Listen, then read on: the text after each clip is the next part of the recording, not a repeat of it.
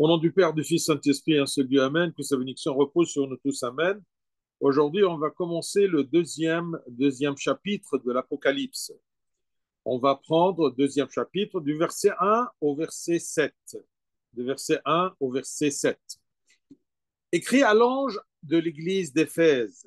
Voici ce que dit celui qui tient les 7 étoiles dans sa main droite, celui qui marche au milieu des 16 chandeliers d'or. Je connais tes œuvres, ton travail et ta persévérance. Je sais que tu ne peux supporter les méchants, que tu as éprouvé ceux qui se disent apôtres et qui ne le sont pas, et que tu les as trouvés menteurs. Que tu as de la persévérance, que tu as souffert à cause de mon nom et que tu ne t'es point lassé. Mais ce que j'ai contre toi, c'est que tu as abandonné ton premier amour. Souviens-toi donc d'où tu es tombé. Repens-toi et pratique tes premières œuvres. Sinon, je viendrai à toi et j'ôterai ton chandelier de sa place, à moins que tu ne te repentes. Tu as pourtant ceci, c'est que tu haïs les œuvres des Nicolaïtes, œuvres que je haïs aussi. Que celui qui a des oreilles entende ce que l'Esprit dit aux églises. À celui qui vaincra, je donnerai à manger de l'arbre de vie, qui est dans le paradis de Dieu.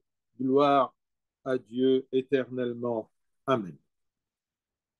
Alors, ce chapitre-là, chapitre 2, ça commence à nous dire à propos des messages aux premières 4 églises des 7 églises. Et on a une introduction générale aux 7 églises. Alors, avant d'entrer dans les messages adressés aux 7 églises, il est nécessaire de clarifier certaines questions et caractéristiques liées à ces églises-là. Donc, on va faire une petite introduction à ces 7 églises. Premièrement, ces lettres étaient adressées aux 7 églises d'Asie mineure, c'est la Turquie maintenant. Mais ce sont des lettres pastorales divines adressées à l'Église à tout temps et en tout lieu. Ce n'est pas tout simplement à cette Église, à son temps. Vous savez que les 7 églises de l'Asie mineure, ils sont disparus complètement à cause de toute l'histoire des persécutions de ces églises-là dans l'Asie mineure. Donc, ces lettres sont des lettres pastorales, divines, adressées à l'Église en tout temps et en tout lieu. Et adressées à l'Église, c'est-à-dire adressées à chacun de nous. Deuxièmement, toutes les lettres étaient adressées au nom de l'évêque, l'ange de l'Église, comme on a vu la dernière fois, que l'ange de l'Église, c'est-à-dire le responsable de l'Église, c'est-à-dire la tête de l'Église, c'est-à-dire l'évêque de ce temps-là. Alors, chacun de nous, d'accord, il peut considérer qu'il est l'évêque de son Église qui est dans sa maison, de son Église qui est en lui. Donc, toutes ces lettres-là étaient adressées au nom de l'évêque, l'ange de l'Église. Car c'est lui qui est responsable devant Dieu de servir son Église. Cependant, dans le sens spirituel, la lettre s'adresse à chaque serviteur, pas tout simplement les évêques, pas tout simplement les prêtres, mais on a dit à toutes les églises en tout temps et à tous les évêques, à tous les serviteurs dans l'église de Dieu. Donc, la lettre s'adresse à chaque serviteur et même à tout le peuple pour soigner les maladies spirituelles. Troisièmement, ces messages partagent des caractéristiques générales, telles que, par exemple, que toutes les lettres commençaient par la commande écrire à, écrit à. Il s'adresse à Jean en lui disant écrire à. Et cette commande était bien sûr adressée à Jean, Jean l'évangéliste. Et ça commence toujours, voici ce qu'il dit, ce terme-là. Voici ce qu'il dit, répété dans toutes les épîtres, dans tous les messages, dans toutes les lettres, et une référence au Seigneur Christ. Ensuite, il est suivi d'un attribut du Seigneur qui convient à l'état de l'Église à laquelle il adresse le message, comme cela deviendra clair dans l'interprétation un peu plus loin. Il y a des expressions répétées telles que je sais, avant d'entamer une conversation. Donc, vous allez voir la phrase ou la formule que celui qui a des oreilles pour entendre, entende après un conseil ou un avertissement. Et vous trouvez aussi l'expression que celui qui gagne, que celui qui persévère, que celui qui gagne est exprimé avant de promettre de récompenser le gagnant. Donc, ce sont quelques points généraux à propos de ces lettres-là adressées à toutes les 7 églises. Alors, du verset 1 au verset 7, comme vous avez entendu, eh bien, il s'adresse ici à l'église d'Éphèse. Éphèse, c'est la capitale de la région de l'Asie mineure à cette époque. Et son église fut fondée par Saint Paul et fut ensuite également un centre de service et de ministère de Saint Jean l'évangéliste. Éphèse était célèbre pour être un port maritime et pour la présence du célèbre temple païen d'Artémis. Donc, c'est une ville très importante. Capitale de la région, elle était très célèbre, d'accord, à cause de son port, d'accord, sur la mer, et ensuite aussi à cause du célèbre temple païen de Artémis. Éphèse était connue au début pour sa corruption et sa résistance au christianisme et a progressivement perdu sa renommée après que le centre du christianisme se soit déplacé à Constantinople, d'accord, en Turquie, au IVe siècle, et a été complètement détruit par les Turcs au XIVe siècle. Donc, elle était très résistante au christianisme au commencement. Ensuite, quand le centre du christianisme s'est déplacé à Constantinople au IVe siècle, d'accord, eh bien, euh, elle était très connue pour sa piété, mais elle était détruite au XIVe siècle par les Turcs. L'ange de l'Église.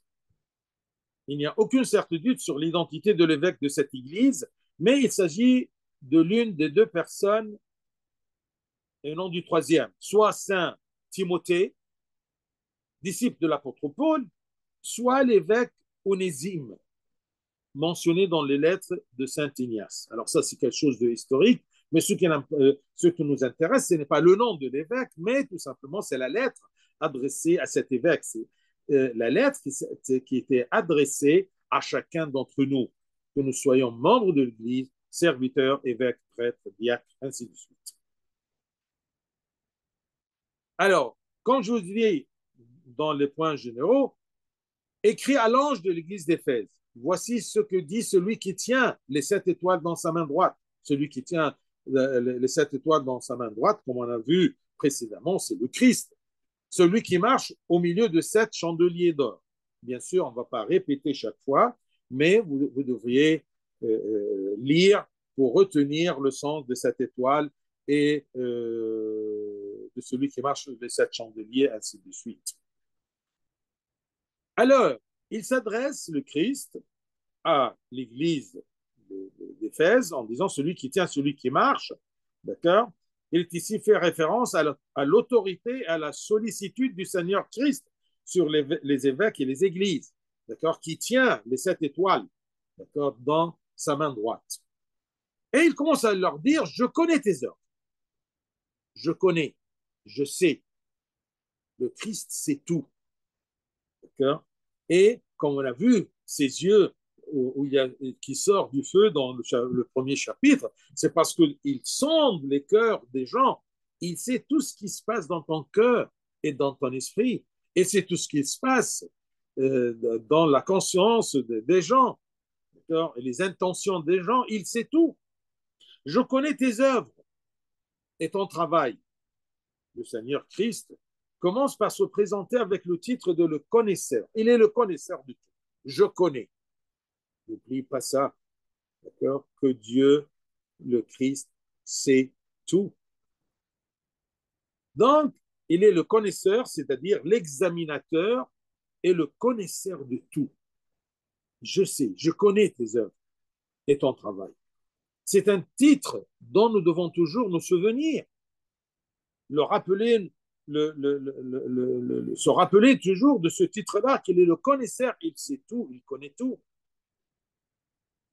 Et ça nous rappelle le juste jugement si nous le négligeons, puisqu'il connaît tout et il a l'autorité sur le peuple et sur son Église.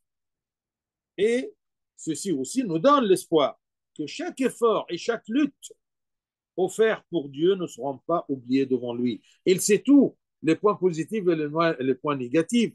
Il sait tout ton effort. Il t'encourage et il te soutient. Il sait tout. Il sait ta faiblesse, il sait ta force, il sait ta grâce. Il sait tout. Donc, tu es un livre ouvert devant le Seigneur. Et ça nous rassure que nous ne sommes pas suivis, mais nous sommes observés par Dieu, d'accord, qui nous garde. Il a toujours ses yeux sur nous du commencement de l'année jusqu'à la fin. Toute notre vie, nous sommes gardés par le Christ. Et c'est pour cela que nous avons toujours l'œuvre d'Autriche, d'accord, devant l'autel, parce que un des symboles de cette œuvre-là, c'est la protection de Dieu, parce que la femelle d'Autruche, eh bien, désolé de vous dire ça, mais elle n'a pas de mémoire. Alors, le moment qu'elle pond ses œufs, elle les regarde toujours si elle se déplace. Parce que si elle se déplace sans regarder les œufs, elle peut oublier où elle les a mis. Donc, bien sûr, ce symbole-là, non pas la manque de mémoire du Christ, mais c'est que le Christ nous regarde toujours. D'accord? Il a toujours ses yeux sur nous pour nous protéger, comme la femelle de l'autruche. Et bien sûr, en plus, vous savez que l'œuf, en général, c'est le symbole de la résurrection. Alors, ça, c'est l'œuf, la résurrection, d'accord? Et pourquoi d'autruche? Parce que, comme je vous ai dit, la femelle d'autruche, elle observe toujours ses œufs. Donc, ça, c'est un genre de protection continuelle. Je connais tes œuvres, ton travail, ton effort et ta persévérance. Un témoignage du Christ sur la lutte et l'effort et la patience et l'endurance de son serviteur et de cette Église-là. Je sais que tu ne peux, je sais, je connais, d'accord, soulignez ça, hein? Je sais, je connais. Alors, quand le Christ s'adresse à chacun de nous, d'accord, il nous dit, je connais, je sais que tu ne peux supporter les méchants. C'est un autre éloge du Christ à cet évêque, dont l'âme ne peut supporter de faire de compromis, d'accepter ou d'être d'accord avec les méchants dans leur méchanceté. Alors ça, c'est quelque chose de très important, d'accord, d'être un chrétien, d'accord, entraîné spirituellement, d'accord, pour le bien et le vrai et la vérité. Donc, il ne peut pas supporter ce qui est faux, ce qui est contre le Christ, ce qui est contre la parole de Dieu, ce qui est contre les valeurs de notre foi. Je sais que tu ne peux supporter les méchants, que tu as éprouvé ceux qui se disent apôtres. Tu as éprouvé, c'est-à-dire tu as examiné leur affirmation, leur prédication et leurs fausses déclarations, selon lesquelles ils sont chrétiens. Est-ce qu'ils sont vraiment des chrétiens, oui ou non? Est-ce qu'ils sont des bons chrétiens ou non? Est-ce qu'ils portent et ils transmettent une bonne foi chrétienne ou non? Et tu as découvert que ce sont des juifs infiltrés dont le seul but est de détruire la foi chrétienne. Je sais que que tu ne peux supporter les méchants, que tu as éprouvé. Éprouver, c'est quelque chose de très important. C'est examiner chaque pensée qui vient devant vous. N'acceptez pas n'importe quoi, n'ouvrez pas les médias, d'accord, ici c'est un prêtre, vous ne savez pas d'où il est, d'accord, mais parce qu'il il est habillé comme prêtre, vous le suivez. Ah non, attention. Il y a même des sites où il y a la croix, où c'est écrit, je ne sais pas quelle église copte orthodoxe, mais écoutez, vous devrez toujours, d'accord, eh bien, éprouver, examiner. Et vous ne pouvez pas examiner que si vous avez une référence. Vous ne pouvez pas examiner que si, d'accord, vous avez une base. D'accord, vous connaissez votre foi, vous connaissez vous avez des références de conformité. Et comme ça, vous pouvez éprouver, vous pouvez examiner en comparant ce que vous connaissez, d'accord, de votre mère l'Église, d'accord, et ce que vous entendez, ce que vous rencontrez comme personne ou comme idée. Donc, l'ange de l'Église d'Éphèse est loué pour son service et ses efforts, sa patience dans les épreuves, son rejet des paroles des méchants et son souci d'examiner les faux enseignants pour exposer leurs faux enseignements. Je sais que tu ne peux supporter les méchants, que tu as éprouvé ceux qui se disent apôtres. Regardez, il y a des gens qui se disent apôtres, d'accord, qui se disent serviteurs, qui se disent orthodoxes, d'accord, et qui ne le sont pas. Et que tu les as trouvés menteurs. Et comment tu les as trouvés menteurs? En les euh, éprouvant, d'accord, en fouillant dans leur foi, mais vous ne pouvez pas le faire que si vous avez des références, d'accord, si vous avez la vérité et la bonne connaissance de la foi. Verset 3, que tu as de la persévérance, je connais, je sais, que tu as la persévérance, que tu as souffert à cause de mon nom et que tu ne t'es point lassé. Il continue à louer l'évêque et par l'évêque, bien sûr, toute l'église d'Éphèse. Alors, il continue à louer l'évêque dans le verset précédent et ajoute une nouvelle qualité qui est qu'il ne s'est pas lassé. C'est bien de commencer. Est-ce qu'on continue? C'est pour cela que parfois, j'aime bien que vous acquirez des bonnes habitudes de prière, de lecture, d'accord, de chercher la parole de Dieu, de chercher de comprendre à quoi vous croyez, de chercher la bonne foi, d'accord, sans se lasser. Parfois, on commence, on s'arrête. Donc, il, euh, il loue, d'accord, cet évêque, cette église, cette personne qui ne se lasse pas. Et ne pas se lasser est une qualité de persévérance dans le service et dans la vie spirituelle et dans l'évolution spirituelle. C'est bien de commencer, mais c'est très important de continuer. Euh, et aussi, il le flatte parce qu'il ne connaît ni ne reconnaît la frustration et le désespoir. D'accord. Il lui dit que à cause de mon nom et que tu n'étais point lassé. D'accord. Cet évêque et entre guillemets cette église et entre guillemets cette personne qui lutte, qui refuse, d'accord, d'accepter la fausse foi, eh bien, est distingué par son travail acharné au service et sa patience dans les moments difficiles. Ne vous plaignez pas des nombreuses responsabilités ou du harcèlement des autres. Vos efforts, très précieux aux yeux de Dieu, vos efforts, chaque lutte, chaque persévérance, eh bien, sont très précieux aux yeux de Dieu. Il vous récompensera pour eux. Alors, persévérez dans, dans vos efforts pour la gloire de Christ, pour la gloire de Dieu et pour votre salut. Verset 4, mais ce que j'ai contre toi, il commence maintenant parce qu'il connaît tout et il juge bien, d'accord? Mais ce que j'ai contre toi, c'est que tu as abandonné ton premier amour.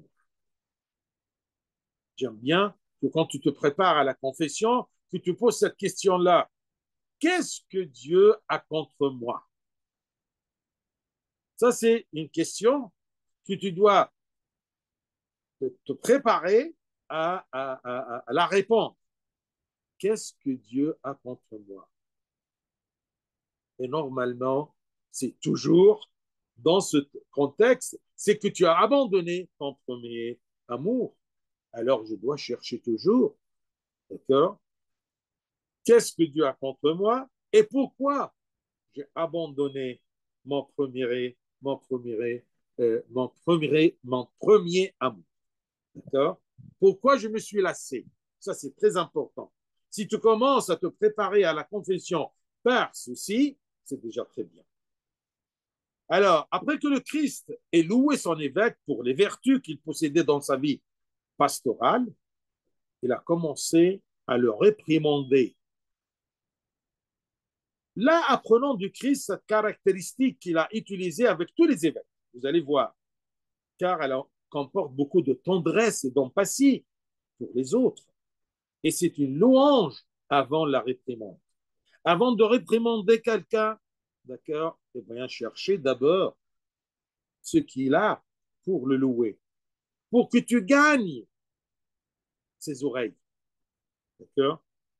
Et ça, c'est très important, d'accord? Pour les élèves alors, avec leur maître, d'accord? Les enfants avec leurs parents, d'accord? Les mariés entre les époux et les épouses, d'accord? Gagnez d'abord. C'est comme le pape Chenouda, il disait toujours, prépare les oreilles de ton auditeur pour que tu puisses, d'accord, arriver à ses oreilles. Prépare-les. Vous voyez, une de ces préparations-là, c'est de comment dire, ce principe, la louange avant la réprimande. Louer avant de réprimander. D'accord? Et comme ça, vous préparez les oreilles de votre auditeur. J'ai quelque chose contre toi. C'est qu'il y a quelque chose qui peut être enlevé et tu seras condamné pour cela. D'accord? Vous avez quitté votre premier amour. C'est la maladie de cette Église et de son évêque. Il a bien commencé. Il a même vécu une persévérance. Mais il a quitté son premier amour. Avec l'abondance du travail, du service, des problèmes et des guerres, des persécutions, les sentiments de son premier amour pour le Christ ont été perdus. Et la tiédeur et la routine sont entrés dans la vie spirituelle. C'est une maladie qu'une personne peut ressentir. D'accord? Et je ne veux pas dire normal, mais c'est fréquent. C'est une maladie qu'une personne peut ne pas ressentir, mais devant Dieu, c'est un grand mal. Parce que parfois, quand tu te lasses, tu ne sens pas que tu t'es lassé. D'accord? Peut-être après un moment où tu es au fond que tu commences à. Et ça, c'est à cause que tu ne fais pas le bilan. D'accord? Tu te lasses. Et là, la lassitude, ça ne vient pas tout d'un coup. Ça commence graduellement. On est là, et on commence à descendre, d'accord, sur la pente, sur la pente, sur la pente.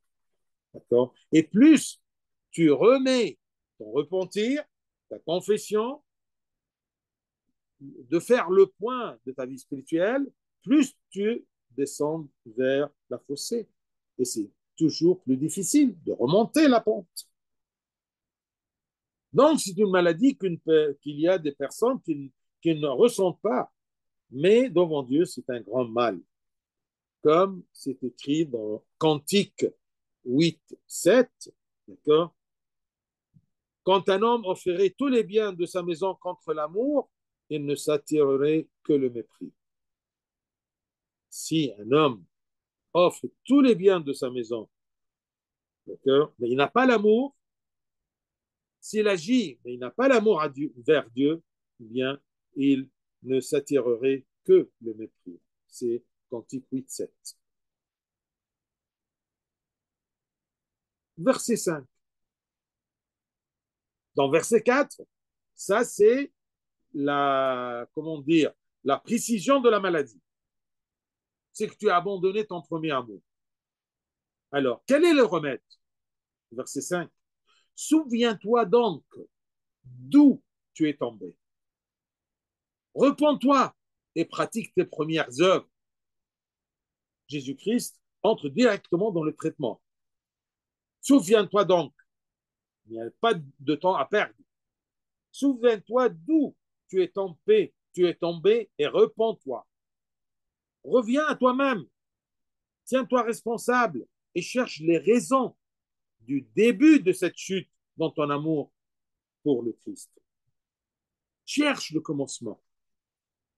Et pour chercher, tu as besoin du calme, tu as besoin de prière. D'accord? Comment tu vas chercher? Tu te mets dans la situation du fils prodigue. Il est retourné à lui-même. Et pour se retourner à lui-même, on a besoin de calme, de prière. D'accord? Tu commences à prier. Et en priant, eh bien, l'Esprit de Dieu et la force de la prière, d'accord, te, te dévoile devant tes yeux, d'accord, d'où tu es tombé. Et quand vous réalisez ces raisons, vous pouvez offrir une véritable repentance. Comment veux-tu te repentir si tu ne sais pas d'où tu es tombé? Quelle est la raison de la chute? Et c'est pour cela qu'on dit toujours le repentir, ce n'est pas d'arrêter un péché, mais de chercher d'où ce péché-là rentre dans ma vie, dans ma pensée, dans mon cœur. Quelle est la raison de ce péché-là? C'est comme exactement le traitement. Je traite pas le symptôme, d'accord? J'ai de la fièvre, je prends de l'aspirine. Mais tu dois chercher la cause de la fièvre, d'accord? Pour déraciner le péché, déraciner, d'accord, euh, cet éloignement, cette lassitude-là. Je déracine ceci en cherchant d'où je suis tombé. Donc, quand vous réalisez ces raisons, vous pouvez offrir une véritable repentance pour éviter ce qui vous a fait tomber dans cette maladie. Et le Seigneur Christ nous enseigne dans la parabole du Fils prodigue que le repentir et le retour commencent par la responsabilisation de l'âme. J'ai péché, il est revenu à lui-même, comme c'est écrit Luc 15. D'accord? Et c'est ce que l'Église nous enseigne également, de responsabilisation de l'âme, de moi-même. D'accord? Donc, passer quelques minutes assis avec Dieu à travers la prière. Commence par la prière. Et la prière qui commence par l'action de grâce, ensuite psaume 50, ensuite quelques psaumes dans les prières des heures. Et avec vous-même, avant de rencontrer votre confesseur, afin que votre repentir soit saint. Passez ces quelques minutes-là. N'allez pas vous confesser sans cette préparation-là. Et c'est pour cela, quand je veux me confesser, oui, mais est-ce que tu t'es préparé? Si tu vas sans préparation, eh bien, tu es devant ton confesseur et tu ne sais rien dire parce que tu es perdu. Tu n'as pas précisé d'où tu es tombé. Donc, il leur dit, et pratique tes premières œuvres. Souviens-toi donc d'où tu es tombé, repens-toi et pratique tes premières œuvres. Revenez à ce que vous faisiez avec amour auparavant. Et peut-être ce qui est ici visé sont les œuvres de l'isolation, comme la prière fervente qui enflamme le cœur de l'amour de Dieu.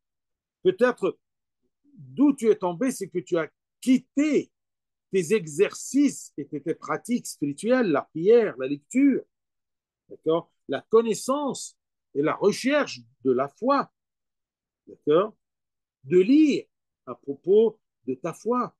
À quoi tu crois? J'aime bien que tu te poses cette question toujours, d'accord? Et tout ce qu'on fait ici, le but de nos études bibliques, c'est de savoir à quoi nous croyons et comment nous pratiquons cette croyance et comment vivre en Christ pour plaire au Christ. Sinon, vous voyez ce verset 5, il y a le remède, d'accord? La partie, l'introduction, la préparation, le repentir et la pratique. Sinon, ah, sinon je viendrai à toi et j'ôterai ton chandelier de sa place, à moins que tu ne te repentes. Je viendrai bientôt à toi. Il ne s'agit pas de la seconde venue où il va juger le monde, mais plutôt de l'avertissement d'une punition terrestre, d'un secouement. Je n'aime pas dire une punition terrestre, mais un secouement pour ceux qui ne se repentent pas ou ne répondent pas à l'avertissement. Je viendrai, sinon je viendrai à toi, c'est-à-dire je te donnerai un avertissement, d'accord, pour te réveiller, parce que tu t'es endormi dans la lassitude. Et Dieu, qui t'aime, il ne peut pas te laisser dans cette situation-là. Alors, viendra, c'est-à-dire, il va tirer tes oreilles. Et il est très, il est très juste, il est très bon dans sa venue, dans son avertissement. N'ayez pas peur, parce que c'est un Père, notre Père qui est aux cieux. Donc, il ne s'agit pas de la seconde venue, la seconde venue du Christ, mais plutôt de l'avertissement, d'accord, par un secouement, par tirer les oreilles. Dieu, dans son amour et sa compassion pour sa création, est également juste et disciplinaire. Ne crois pas tout simplement que Dieu est bon, est bon, est bon, le bon Dieu. Oui, il est bon Dieu. Il est bon, mais il est juste. Il aime ton salut. Il a fait tout pour ton salut. Alors, il ne te laissera pas gaspiller, d'accord, pour rien, ton salut et ton héritage céleste. C'est par amour de Dieu, d'accord, qu'il viendra et qu'il ôtera ton chandelier de sa place, à moins que tu ne te repentes. Donc, Dieu est également juste et disciplinaire envers ceux qui se repentent. D'accord? Pardon, disciplinaire envers ceux qui ne se repentent pas. C'est pourquoi il leur permet parfois une punition terrestre. Soyons sincères, d'accord, et francs. Parfois une punition terrestre si cela leur est bénéfique. Et Dieu, parfois, il laisse les gens dans leur lassitude parce que parfois par sa pression, je ne connais pas comment Dieu pense, mais je connais sa justice et son amour, mais parfois autour de vous, vous trouvez des gens qui sont laissés dans leur lassitude, mais attention, ne sont pas laissés dès le commencement. Sûrement, ils ont eu des avertissements, mais l'endurcissement de leur cœur. Et c'est ça le sens que Dieu les a révélés, d'accord, à leur endurcissement de cœur. Il les a laissés. Non pas par méchanceté de sa part ou par ignorance de sa part, mais par endurcissement de leur part, de leur refus continuel. J'ôterai ton chandelier, c'est-à-dire ta position d'évêque ou de serviteur ou de chrétien, je vais te refuser, puisque tu dois être une lumière pour ton peuple. Alors, eh bien, je changerai, puisque tu n'as pas utilisé ce chandelier, tu n'as pas pratiqué ta position et ton rôle comme chandelier, d'accord, lumière du monde, eh bien, je vais ôter ton chandelier, à moins que tu ne te repentes. Le mot chandelier signifie également Église, comme vous avez, comme on a vu précédemment, parce que l'Église est un chandelier au milieu du monde, d'accord?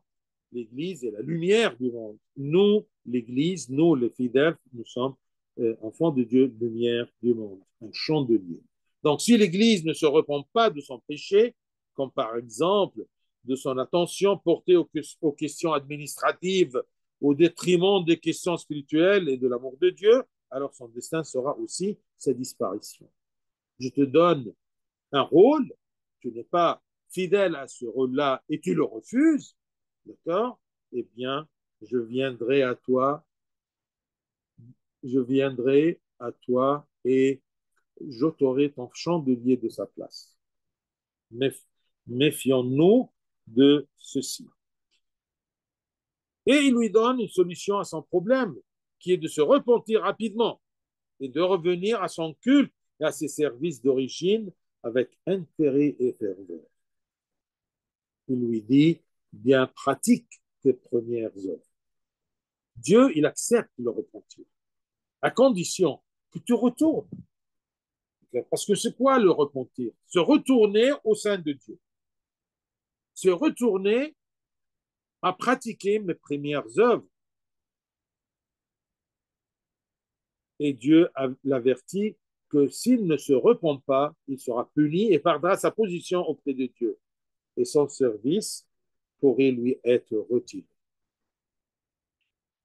Verset 6, l'Apocalypse, il y a des choses, non pas pour nous effrayer, mais pour nous alerter.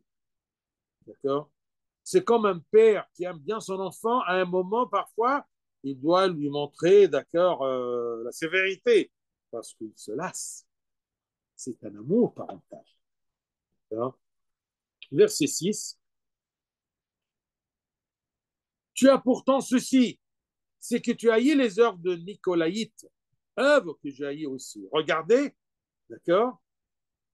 Dieu qui connaît tout, il l'a loué, ensuite réprimandé, ensuite avertissement, d'accord? Ensuite, tu as pourtant ceci. Regardez dans ce verset l'aimabilité de Dieu, la douceur de Dieu, la gentillesse de Dieu. Après la sévère réprimande du Seigneur Christ et son traitement décisif envers cette Église et son évêque, il revient pour encourager avant de conclure ses paroles. Tu as pourtant ceci. Cela signifie que c'est à votre crédit. Dieu n'oublie rien et il se rappelle toujours par son amour. Il n'est pas là pour nous juger, il est là pour nous protéger. Il est là pour nous aider, il est là pour nous avertir. Méfiez-vous, cherche d'où tu es tombé. C'est un amour de Dieu. Tu as pourtant ceci. Cela signifie que c'est à votre crédit. Et c'est le contraire de l'expression ce que j'ai contre toi. Tu as pourtant ceci, d'accord? Ce que j'ai contre toi. Il fait la balance, l'équilibre pour ne pas te perdre dans le désespoir. Ça, c'est le pire des choses, c'est le désespoir. Les Nicolaïtes, ici, ils sont des disciples d'une personne nommée Nicolas, l'un des 7 diacres, cités dans les Actes des Apôtres, chapitre 6, verset 5. Nicolas. On leur attribue, ces Nicolaïtes, le fait d'avoir permis l'adultère. Imaginez-vous, ils se sont égarés de la bonne voie, d'accord? Ils ont commencé à répandre, d'accord, des choses contre Dieu et contre la vérité. Et leur gourmandise dans les plaisirs était sans frein. Et pour cette raison, l'Église les a interdits, les Nicolaïtes. Mais ils ont trouvé une place à Éphèse. Et Éphèse, comme une ville maritime, eh bien, il y a beaucoup des étrangers. Et où il y a beaucoup des étrangers, il y a beaucoup de débauches. Alors, ces Nicolaïtes, ils ont trouvé une place à Éphèse. Et pour cette raison, l'évêque leur a résisté et les a réprimandés. Et c'est pour cela que Dieu lui a dit, tu as pourtant ceci, c'est que tu haïs les œuvres de Nicolaïtes, œuvres que j'ai haïes aussi. Et revint ici le Seigneur et l'encouragea à cause de sa minutie, sa précision dans la foi, et ce qui fait pour rejeter les hérétiques, les Nicolaïtes. Le Christ se réjouit lorsqu'il trouve son serviteur haïr ce que lui-même Dieu n'aime pas. Cette déclaration s'adresse à nous tous. Et pour cela, Dieu nous demande, et pour cela, nous demandons à Dieu, à ton Esprit Saint, d'œuvrer puissamment, très fortement en nous, afin que notre volonté soit unie à ta volonté, que je haïs ce que tu haïs. Parce que parfois, on dit toujours que ta volonté soit faite. D'accord? Donne-moi à suivre ta volonté, que ma volonté soit conforme à ta volonté. Qu'est-ce que ça veut dire? Donne-moi à haïr ce que tu haïs. Si tu haïs ce que Dieu haït, donc tu es loin du péché. Parce que tout péché est haï par Dieu. Si tu haïs le péché, tu haïs ce que Dieu haït. Et tu seras dans le safe side. D'accord? Tu seras bien protégé de tous les mauvaises œuvres. Donne-moi, Seigneur, que ton Esprit Saint œuvre en moi avec puissance, avec force, afin que notre volonté soit unie à ta volonté, afin que nous fassions, afin que nous ne fassions rien que ne soit en désaccord avec ta volonté ou ton désir. Verset 7. Celui qui a des oreilles entend ce que l'Esprit dit aux églises. Que celui qui a des oreilles entend ce que l'Esprit dit aux églises. Qu'est-ce qu'il dit? Il dit, à celui qui vaincra, je donnerai à manger de l'arbre de vie qui est dans le paradis de Dieu. Ce que dit l'Esprit, c'est-à-dire ce que le Seigneur dit. C'est que le Seigneur Christ a déclaré dans sa vision à Jean, est également déclaré par le Saint-Esprit aux églises de tout temps et de tout lieu. C'est comme si l'Esprit Saint, d'accord, crie chaque jour et chaque minute, d'accord, eh bien, à celui qui vaincra, je donnerai à manger de l'arbre de vie qui est dans le paradis de Dieu.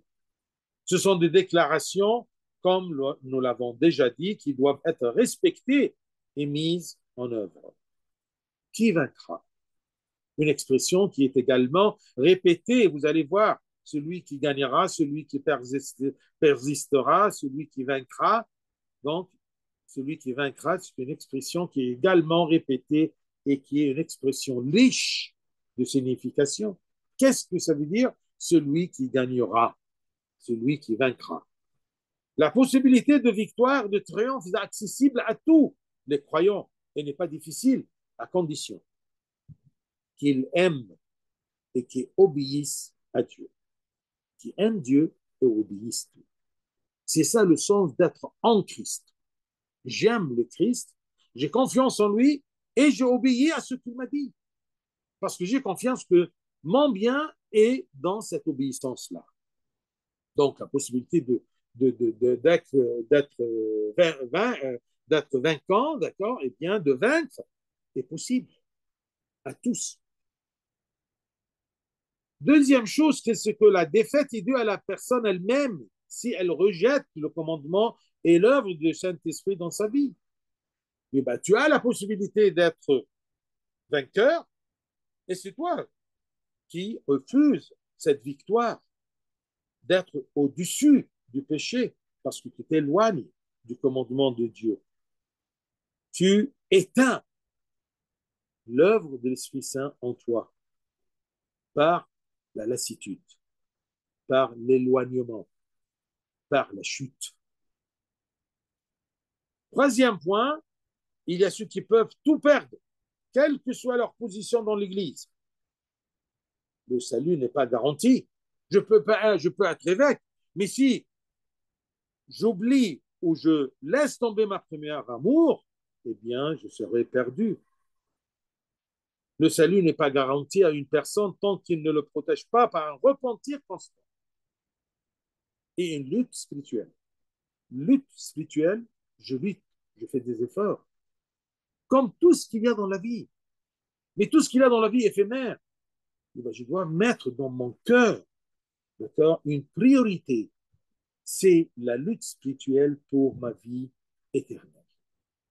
Nous sommes créés et Dieu nous donne chaque jour un nouveau jour un nouvel réveil, tout simplement pour lutter spirituellement, pour se repentir, pour chercher mon salut.